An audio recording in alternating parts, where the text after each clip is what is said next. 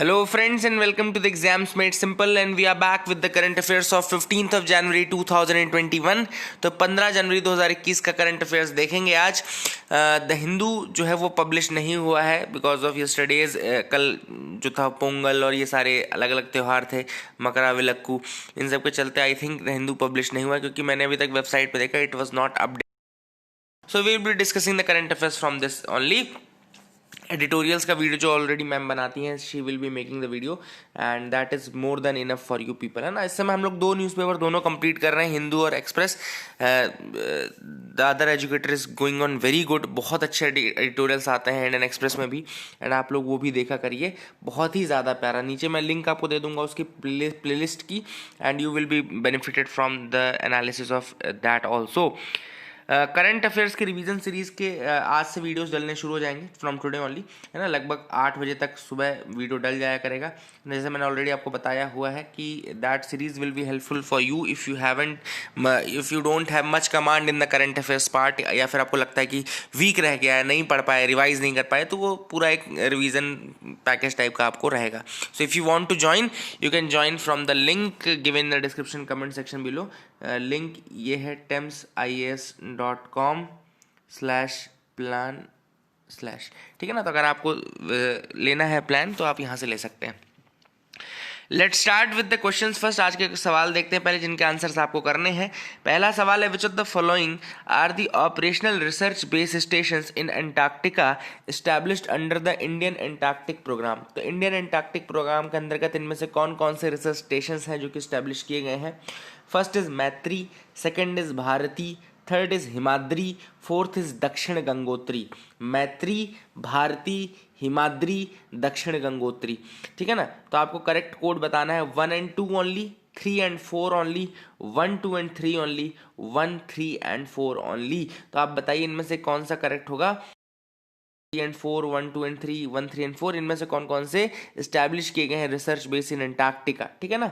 मैत्री, भारती, हिमाद्री, दक्षिण गंगोत्री। दूसरा सवाल है, which of the following statements are correct with respect to global housing technology challenge. Global housing technology challenge के रिगार्डिंग कौन कौन से स्टेटमेंट सही है। पहला स्टेटमेंट कह रहा है, it aims to fast track the construction of affordable housing and meet the target of constructing 2 crore houses by 2022। दूसरा स्टेटमेंट कह रहा है, under this initiative light houses are being constructed in the sea shore for providing better navigation to the fisherman. तो आपको बताना है इनमें से कौन सा स्टेटमेंट सही है, 1 ओनली, 2 ओनली, बोथ या none. Question number 3 is consider the following statements regarding madam Bhikaji Cama. तो मैडम भीकाजी कामा के रिगार्डिंग स्टेटमेंट्स दिए हैं, आपको बताना है इनमें से कौन कौन सा स्टेटमेंट सही है। पहला स्टेटमेंट कह रहा है, she cofounded the Paris Indian society. दूसरा स्टेटमेंट कह रहा है, she unfurled the national flag at the international socialist conference in Stuttgart in 1907। तो इनमें से कौन सा स्टेटमेंट सही है रिगार्डिंग मैडम भीकाजी कामा, आप मुझे बताइए in the comment section below. 1 only, 2 only, both या नन। आंसर इसका कमेंट सेक्शन में जो पहला कमेंट होगा उसमें पिन कर दूंगा मैं, ठीक है ना। तो लेकिन आप अटेम्प्ट जरूर करिएगा। Let's see the news analysis part. News थोड़ा देख लेते हैं।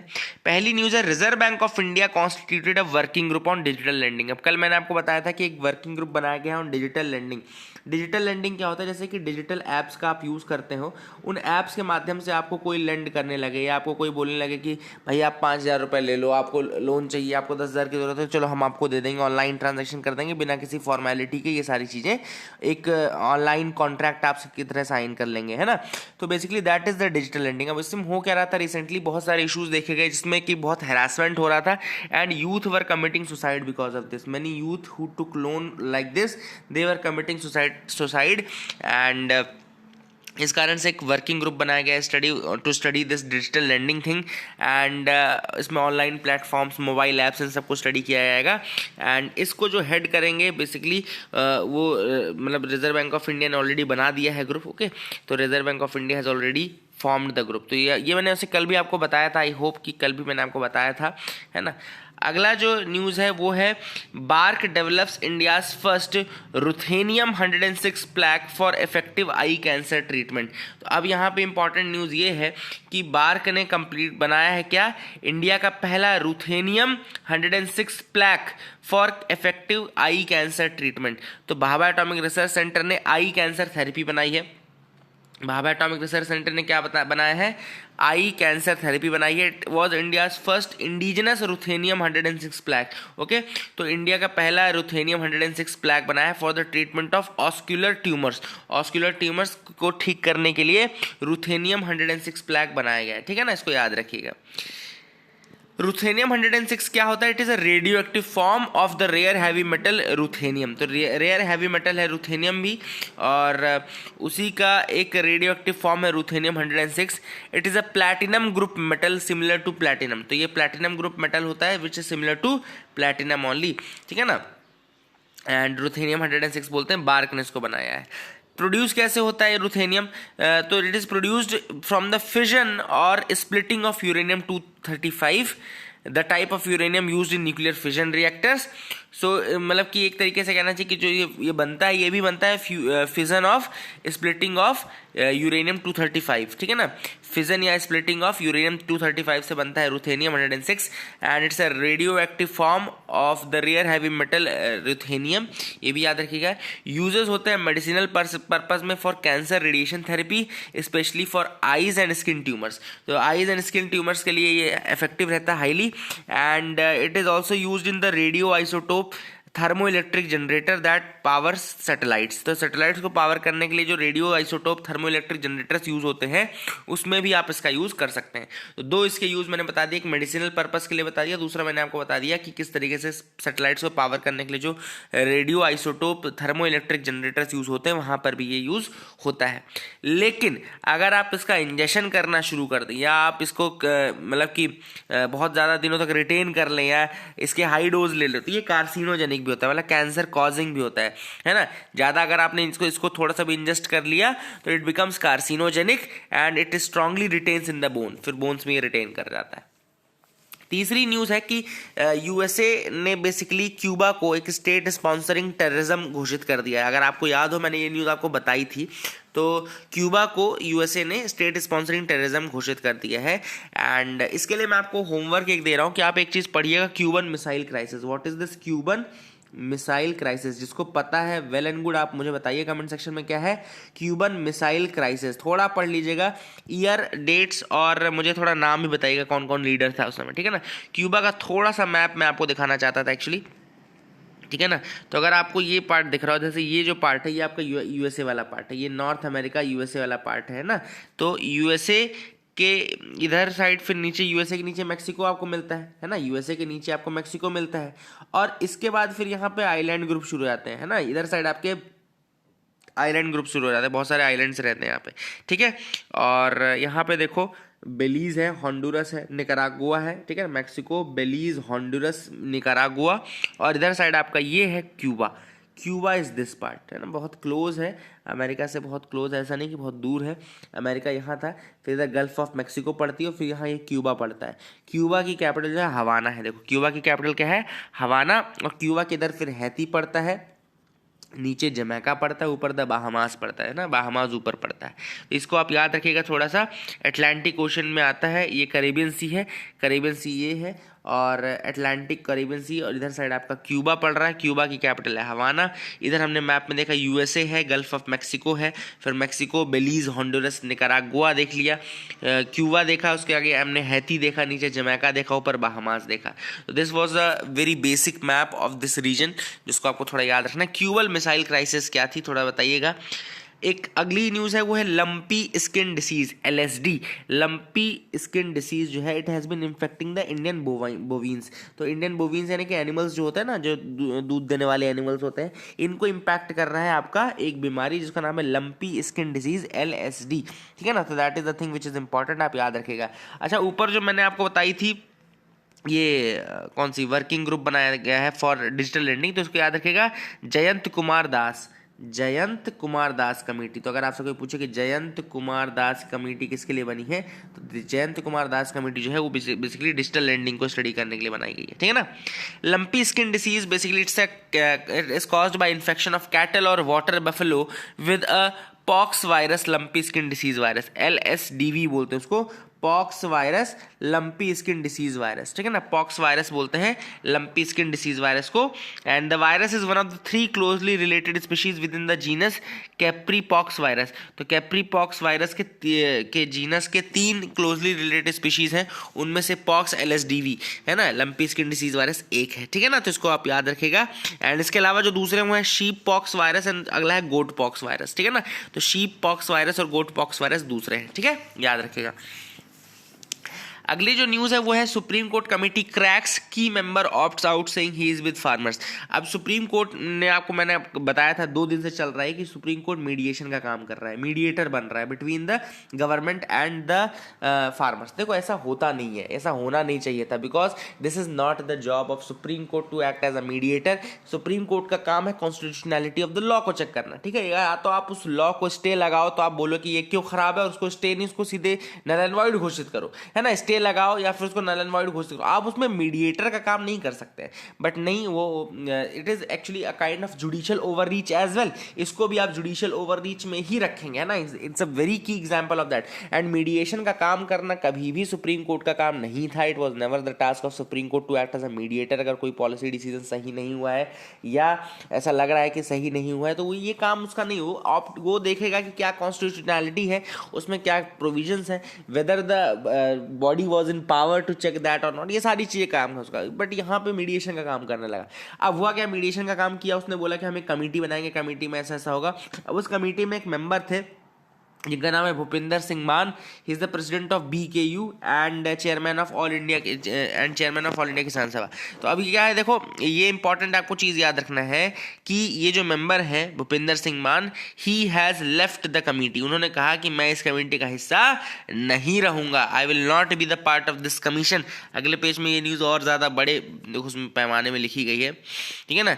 तो ये ऑल इंडिया किसान कोऑर्डिनेशन कमेटी के चेयरमैन भी है।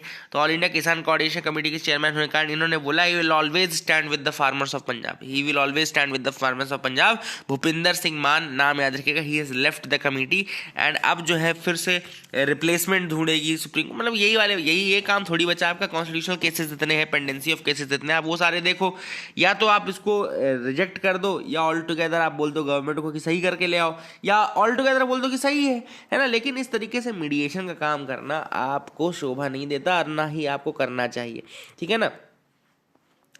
एक न्यूज़ यहाँ पे इंडियन एक्सप्रेस ने दी है कि finance and NITI Aayog has raised red flags before Adanis clean sweep of 6 airports. अब यहाँ पे जब बताया जा रहा है कि फाइनेंस मिनिस्ट्री और नीति आयोग ने दोनों ने ऑन रिकॉर्ड ऑब्जेक्शन पुट किया था 2019 में during the airport bidding process. Airport bidding process के दौरान 2019 में फाइनेंस मिनिस्ट्री और अडानी और नीति आयोग दोनों ने ही ऑन रिकॉर्ड ऑब्जेक्शन रेज किया था।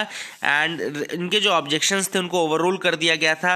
एंड जो 6 एयरपोर्ट्स का काम है वो अहमदाबाद बेस्ड अडानी ग्रुप को दे दिया गया था, ठीक है ना। तो क्लीन स्वीप पूरे के पूरे 6 एयरपोर्ट्स का जो काम है वो अहमदाबाद बेस्ड अडानी ग्रुप को दे दिया गया था, ठीक, याद रखिएगा। एंड 31 अगस्त 2020 को Adani group signed another deal to acquire controlling interest in the country second largest airport in Mumbai. तो कंट्री का सेकंड लार्जेस्ट एयरपोर्ट जो मुंबई में है ना, एंड वहाँ पर अडानी को फिर से दिया गया 2020 अगस्त में, ठीक है ना। And aviation is one sector the competition commission of India has marked for review of market dominance from running a private airstrip। तो यहाँ पे competition commission of India जो है वो क्या कर रहा है, it is studying the sector। वो ये देख रहा है कि कहीं ऐसा तो नहीं कि मोनोपोलाइज हो जाए, कोई एक सेक्टर मोनोपोलाइज हो जाए, है ना, तो कोई प्राइवेट ऐसा ग्रुप बन जाए जो कि इसको मोनोपोलाइज कर ले।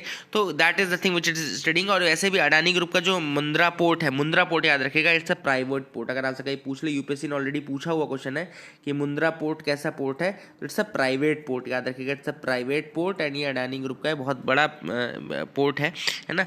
एंड अडानी ग्रुप का ही मुंद्रा पोर्ट प्राइवेट पोर्ट है, लेकिन याद रखिएगा। अगला जो इंपॉर्टेंट न्यूज़ है वो है Delhi survey 10% kids out of school 80% homes don't have computer. तो यहाँ पर बेसिकली एक सर्वे किया गया एजुकेशन सिस्टम का during the time of pandemic, और ऐसे में पता चला कि 2 लाख बच्चे ऐसे हैं which are still remaining out of the schooling and 64,813 are due to financial constraint. 64,800 बच्चे तो ऐसे हैं जो कि फाइनेंशियल कंस्ट्रेंट्स की वजह से स्कूल में दाखिला नहीं ले सकते हैं, ठीक है ना। And over 6 lakh between 0 to 6 years are outside the net of anganwadis which cover less than half of Delhi's pregnant women. तो हाफ से भी कम pregnant women of Delhi are covered under the anganwadis and all. And over 63% people use buses for commuting while only 6% depend upon the flagship Delhi metro. तो 63% लोग जो हैं वो buses use करते हैं for commuting and 6% are dependent upon the metro and 80% ऐसे घर हैं जहां पर कि कंप्यूटर्स नहीं है, ठीक है ना। तो दिल्ली में इस तरह का सर्वे किया गया है एंड लगभग 1 करोड़ लोगों का सर्वे करने पर ये डेटा जो है वो निकाले गए, ठीक है ना। आगे मूव करते हैं, देखते हैं क्या कुछ और इंपॉर्टेंट न्यूज़ आइटम है ना। तो Haryana rejects draft report that sought more water for Yamuna. अब हुआ क्या, एक्चुअली एक इंस्टीट्यूट है नेशनल इंस्टीट्यूट ऑफ हाइड्रोलॉजी, ये आपका रुड़की में भी है, नेशनल इंस्टीट्यूट ऑफ हाइड्रोलॉजी बोलते हैं, और दिल्ली में भी है इसकी एक ब्रांच। तो नेशनल इंस्टीट्यूट ऑफ हाइड्रोलॉजी जो है वो रिकमेंड करता है, उसने रिकमेंड किया था recently to release more water into the Yamuna to help its revival. Yamuna के रिवाइवल के लिए उसमें और ज़्यादा पानी जाने की ज़रूरत है। एक्चुअली में क्या हुआ था कि एनजीटी यानी कि नेशनल ग्रीन ट्रिब्यूनल जो है उसमें फाइल किया गया था, फिर नेशनल ग्रीन ट्रिब्यूनल ने इसको डायरेक्ट किया बेसिकली कि आप ये स्टडी करिए एनआईएच को। अब एनआईएच ने स्टडी करके ये रिकमेंडेशन दिया कि Haryana should release more water to Yamuna. याद रखिएगा, नेशनल इंस्टीट्यूट ऑफ हाइड्रोलॉजी ने क्या बोला कि Haryana should release more water to Yamuna. तो उस रिपोर्ट के बेसिस में क्या हुआ कि जो रिवर स्ट्रेच है between Haryana Hathni Kund barrage and Delhi's Okhla, तो यहाँ पे याद रखिएगा कितने रीजन के बीच में, हरियाणा के अंदर हथनी कुंड है बैरेज एंड दिल्ली ओखला, तो यहाँ के बीच में इस स्ट्रेच में जो है प्रॉपर ई फ्लो यानी कि इन्वायरमेंटल फ्लो अगर आपको मेंटेन करना है तो आपको और पानी रिलीज करने की ज़रूरत है, ठीक है ना। तो यहाँ पर ये चीज़ किसने बोली है, ये बोली है नेशनल इंस्टीट्यूट ऑफ हाइड्रोलॉजी ने। एंड आपका जो ये स्टडी है वो किसने बोला था, ये बोला था एनजीटी ने बोला था, ठीक है ना। अब ये ई फ्लो होता क्या है, ठीक है ना। ई फ्लो क्या होता है, इन्वायरमेंटल फ्लो।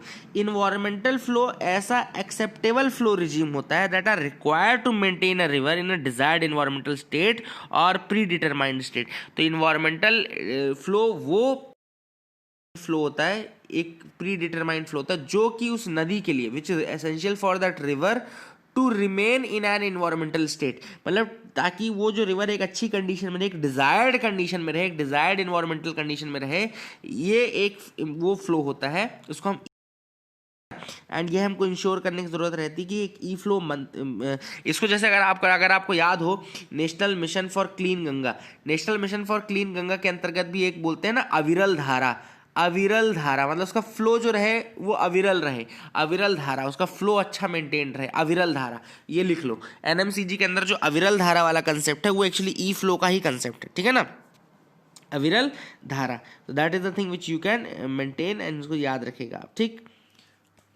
आगे मूव करते हैं, देखते हैं और क्या इंपॉर्टेंट यहाँ पे हरियाणा ने इसको मना जरूर किया है। एंड जो स्टडी है एनआईएच ने कंडक्ट की है, it was commissioned in 2018 by the central water ministries national mission for clean. Actually national mission for clean Ganga ने ही ये स्टडी करवाई थी, ठीक है ना, national mission for clean Ganga ने ही ये स्टडी करवाई थी 2018 में। It was commissioned by the national mission for clean Ganga only, इसको आप याद रख सकते हैं, ठीक है ना। तो make sure you remember this things as well, ठीक है। तो ये आप याद रखिएगा। अब अगर आपको थोड़ा सा मैं national mission for clean Ganga बता सकूँ तो that will be very good. तो national mission for clean Ganga जो है अलग अलग फेजेज में है, गंगा को क्लीन करने के लिए आपको पता है एक प्रोग्राम चला था नमामि गंगे प्रोग्राम। तो नमामि गंगे प्रोग्राम जो है basically it's a flagship programme जो कि 2014 में स्टार्ट किया गया था, याद रखिएगा। नमामि गंगे प्रोग्राम जो है वो 2014 में स्टार्ट किया गया था, ठीक है। And Namami Gange programme basically दो ऑब्जेक्टिव्स को पूरा करने के लिए, याद रखिएगा 2014 में नमामि गंगे प्रोग्राम जो है वो 2014 में स्टार्ट हुआ था। 2014 में जब वो स्टार्ट हुआ तो उसके दो बेसिक ऑब्जेक्टिव्स थे। उसके दो ऑब्जेक्टिव्स कौन कौन से थे, पहला तो ये था उसका कि इफेक्टिव अबेटमेंट ऑफ पोल्यूशन, एक तो पोल्यूशन को कम करना, अबेटमेंट ऑफ पोल्यूशन, एंड दूसरा था conservation and rejuvenation, conservation and rejuvenation of the national river Ganga, Ganga का रिजुविनेशन करना। तो ये दो ऑब्जेक्टिव्स थे बेसिकली जो क्लीन गंगा ये आपका नमामि गंगे प्रोग्राम के अंतर्गत था, ठीक है ना। नमामि गंगे प्रोग्राम जो है वो ऑपरेट होता है department of water resource, river development and Ganga rejuvenation, जो मिनिस्ट्री ऑफ जल शक्ति के अंतर्गत आता है। तो मिनिस्ट्री ऑफ जल शक्ति आ गया है, अब मिनिस्ट्री ऑफ जल शक्ति आ गया है, और मिनिस्ट्री ऑफ जल शक्ति के अंतर्गत आपका department of water resource, river development and Ganga rejuvenation, water resource, river development and Ganga rejuvenation, ठीक है ना, WRRDGR, इसके अंतर्गत आ गया। अब ये जो प्रोग्राम इंप्लीमेंट हो रहा है, ये इंप्लीमेंट हो रहा है थ्रू अ आर्म। अब एक आर्म के थ्रू ये इंप्लीमेंट हो रहा है, जिसको हम बोलते हैं NMCG। नमामि गंगे प्रोग्राम को ही इंप्लीमेंट करने के लिए जो आर्म बनी है उसको हम बोलते हैं national mission for clean Ganga. और यहाँ पे national mission for clean Ganga आपकी इम्प्लीमेंटेशन विंग है, कहना चाहिए नेशनल गंगा काउंसिल जो बनी थी 2016 में, नेशनल गंगा काउंसिल बनी थी 2016 में, उसकी इम्प्लीमेंटेशन विंग है, ठीक है ना, याद रखिएगा। एंड नेशनल गंगा काउंसिल जो है वो 2016 में बनी थी, उसकी इम्प्लीमेंटेशन विंग है आपकी national mission for clean Ganga NMCG। और नेशनल गंगा काउंसिल जो है उसने national Ganga river basin authority को रिप्लेस किया था। नेशनल, ये सब लिखते जा रहे हो ना, national Ganga river basin authority को रिप्लेस किया था किसने, नेशनल गंगा काउंसिल ने, 2016 में बनी थी, और उसकी इंप्लीमेंटेशन विंग कौन सी है आपकी, national mission for clean Ganga है, ठीक है ना, यह आपको याद रखना। These are the things which you should remember. I hope you got clarity. और नेशनल मिशन आपका national river Ganga basin authority जो है वो इन्वायरमेंटल प्रोटेक्शन एक्ट 1986 के अंतर्गत बनी थी, ये भी आप याद रख सकते हैं कि 1986 के अंतर्गत बनाई गई थी। सो that is it from this news item. I hope काफ़ी ज़्यादा वैसे ही मैंने बोल दिया इस न्यूज़ आइटम में। आगे अपन मूव कर सकते हैं, देखते हैं और कुछ इंपॉर्टेंट न्यूज़ आइटम है कि नहीं, है ना।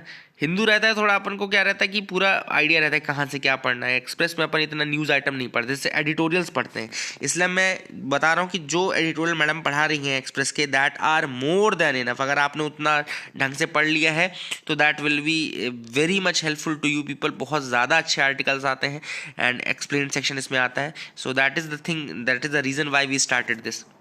Trump impeached for incitement of insurrection। अब यहाँ पे Donald Trump has become the first president in the American history to be impeached twice. पहले प्रेसिडेंट है, first American president to be impeached twice, 2 बार इम्पीच होने का उन्होंने वो बना लिया है। एंड इस बार इंसाइटमेंट ऑफ इंसरेक्शन, जो वायलेंस हुआ उसको उन्होंने इंसाइट भी किया, कैपिटल स्टेट कैपिटल में भी जो वायलेंस हुआ इन सबको किया। स्पीकर नैंसी पेलोसी ने बोला है कि this is the darkest chapter in the democracy of America. Darkest chapter में जाएगा। Nancy Pelosi is the house speaker and democrat leader है, हाउस स्पीकर है। एंड उन्होंने कहा कि he must go, he is a clear and present danger to the nation that we all love, it gives me no pleasure to say this, it breaks my heart, ठीक है ना। वह सारी चीज़ें तो बोलेंगे ही, ऑब्वियस वाला डेमोक्रेट है ना। तो ये हुआ। अगला है एक पेंटिंग मिली है, pig painting, which may be one of the world's oldest cave art. तो वर्ल्ड की ये देखो पिग पेंटिंग बनी है, which may be one of the oldest cave art and island of Sulawesi. याद रखें कहाँ पे मिली है ये, it has been, the cave is on the island of Sulawesi. तो याद रखिएगा आइलैंड ऑफ सुलावेसी, यहाँ पे बेसिकली इंडोनेशिया का आइलैंड है, आइलैंड ऑफ सुलावेसी, वहाँ मिली है। एंड इंडोनेशियन आइलैंड देखो लिखा भी हुआ है, सुलावेसी आइलैंड जो इंडोनेशियन आइलैंड है वहाँ पे ये मिला है। There has been a cave and cave में ये आपका फिगरेटिव आर्ट मिला है, जो कि आपका कह सकते हैं कि मुरल पेंटिंग है, क्योंकि दीवार में है तो मुरल पेंटिंग है। एंड ये केव का नाम है लींग टेडोंगे। याद रखिएगा लींग टेडोंगे, इसको लिख लो अपने नोट में, ऐड कर लो। इंडोनेशियन केव है लींग टेडोंगे एंड ये आपका सुलावेसी आइलैंड जो कि आपका कहाँ पर है, इंडोनेशिया में है, वहाँ पे मिला है, ठीक है ना। इसको याद रखिएगा, these are the facts important. Sputnik 5 vaccine आप सबको पता है कि ये रशियन वैक्सीन है, जिसके लिए वो क्लियरेंस मांग रहे हैं EU से कि भैया हमारी वैक्सीन को भी वो कर दो, ठीक है ना। कंपटीशन कमीशन ऑफ इंडिया के बारे में थोड़ा सा आया है तो बता दूं। कंपटीशन कमीशन ऑफ इंडिया एक स्टैट्यूटरी बॉडी है एंड ये रिस्पॉन्सिबल है for enforcing the competition act 2002। तो कंपटीशन एक्ट 2002 के तहत कंपटीशन कमीशन ऑफ इंडिया बनाया गया। और competition commission of India constitute कब हुआ, 2009 में, 2009 में ये कॉन्स्टिट्यूट हुआ। याद रखिएगा कंपटीशन कमीशन ऑफ इंडिया वो एक्ट के थ्रू बनी है, इसलिए स्टैट्यूटरी बॉडी है। कौन से एक्ट के थ्रू बनी है, कंपटीशन कमीशन एक्ट 2002 के तहत बनी है, 2009 में लेकिन कॉन्स्टिट्यूट हुई थी ये बॉडी, ये भी याद रखेगा। अब इसने जब कंपटीशन कमीशन एक्ट आया तो उसने एक एक्ट को रिपील किया। वो कौन सा एक्ट था? Monopolies and restrictive trade practices act 1969। तो monopolies and restrictive trade practices act 1969 को रिप्लेस किया एंड इसको कंपटीशन कमीशन एक्ट से रिप्लेस किया गया। अब कंपटीशन कमीशन एक्ट जो आया था वो आया था राघवन कमेटी के रिकमेंडेशन पे। तो ये भी याद रखना कि कौन सी कमेटी के कहने पे आया था? राघवन कमेटी के कहने पे आया था और उसने रिप्लेस किया था, ठीक है ना। कंपोजिशन अगर हम देखें तो कंपोजिशन इसका होता है 1 chairperson and 6 members and central government इनको अपॉइंट करती है। क्वासी जुडिशियल बॉडी है बेसिकली, ये भी याद रखिएगा, क्वासी जुडिशियल बॉडी है। Another fact which you should remember, PV wholesales at 10 year low industry looking to regain biz. अब यहाँ पर पीवी यानी पैसेंजर व्हीकल, तो पैसेंजर व्हीकल की जो सेल है वो 10 साल में सबसे कम हो गई है तो इकोनॉमी सेक्टर में आप याद रखिएगा कि व्हीकल की जो कॉस्ट है, जो पैसेंजर व्हीकल्स की कॉस्ट है, मतलब कि जो सेल है वो बहुत ज़्यादा गिर गई है। 2 व्हीलर्स में 22%, आपके कमर्शियल व्हीकल्स में 37.23% एंड 3 व्हीलर्स में 74.25% की गिरौतरी देखने को मिली है, ठीक है ना। बढ़ोतरी होता है तो गिरौतरी होगा, मुझे नहीं पता। फोर्थ टेस्ट आपका स्टार्ट हो गया है। Let's see, India should win this match, है ना। I will root for India कि जीते, बिल्कुल मुंह की खानी पड़े उनके ही घर में। So that is it for the day friends. I hope you like our video. Please do like and subscribe, keep loving us, keep sharing us and आपके जो भी सवाल हैं आप ज़रूर मुझसे पूछ सकते हैं इन द कमेंट सेक्शन में लो। So that is it for the day. Thank you and have a nice day.